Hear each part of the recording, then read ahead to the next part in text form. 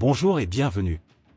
Aujourd'hui, nous allons découvrir l'histoire de Théodose Ier, le dernier empereur à régner sur un empire romain unifié, et les événements qui ont conduit à sa division définitive après sa mort. Nous verrons comment ces décisions ont marqué l'histoire et changé le destin de Rome. À la fin du IVe siècle après Jésus-Christ, l'empire romain est affaibli par des crises internes et des menaces extérieures. Depuis des décennies, l'empire est administré par plusieurs empereurs en même temps, l'un régnant sur l'Occident et l'autre sur l'Orient. En 378, les Visigoths, un peuple germanique, infligent une lourde défaite aux Romains lors de la bataille d'Andrinople, où l'empereur Valens est tué. Cette bataille marque un tournant, car elle révèle la faiblesse de l'armée romaine face au peuple barbare. Pour faire face à cette crise, en 379, Théodose Ier est nommé empereur d'Orient. Il hérite d'un empire affaibli, avec une armée désorganisée et un territoire menacé. L'un des grands défis de Théodose est de gérer la menace des Visigoths. Plutôt que de chercher à les éliminer par la force, il choisit de négocier avec eux.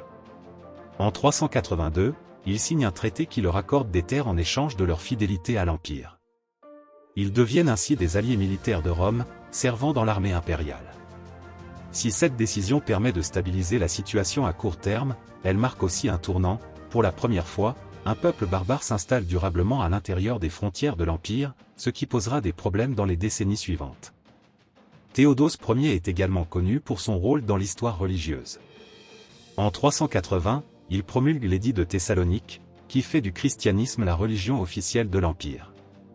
Il interdit progressivement les cultes païens et impose la foi chrétienne comme seule religion d'État.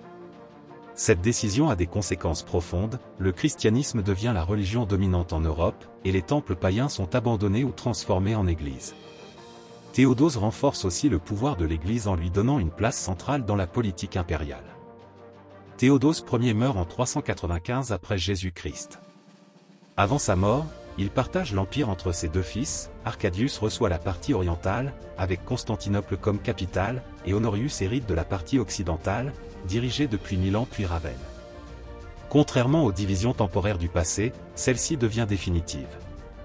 L'Empire romain d'Orient, plus stable et prospère, survit pendant plus de 1000 ans sous le nom d'Empire byzantin. L'Empire romain d'Occident, en revanche, s'affaiblit progressivement sous la pression des invasions barbares et disparaît en 476.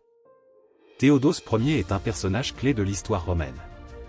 Il a régné sur l'Empire unifié une dernière fois avant sa division définitive, a stabilisé la menace visigothique et a fait du christianisme la religion officielle de Rome. Sa mort marque le début d'une nouvelle ère, où l'Empire romain ne sera plus jamais réunifié. Merci d'avoir écouté ce récit. Si vous souhaitez découvrir d'autres moments marquants de l'histoire de la Rome antique, n'hésitez pas à vous abonner à la chaîne. À bientôt pour un prochain épisode.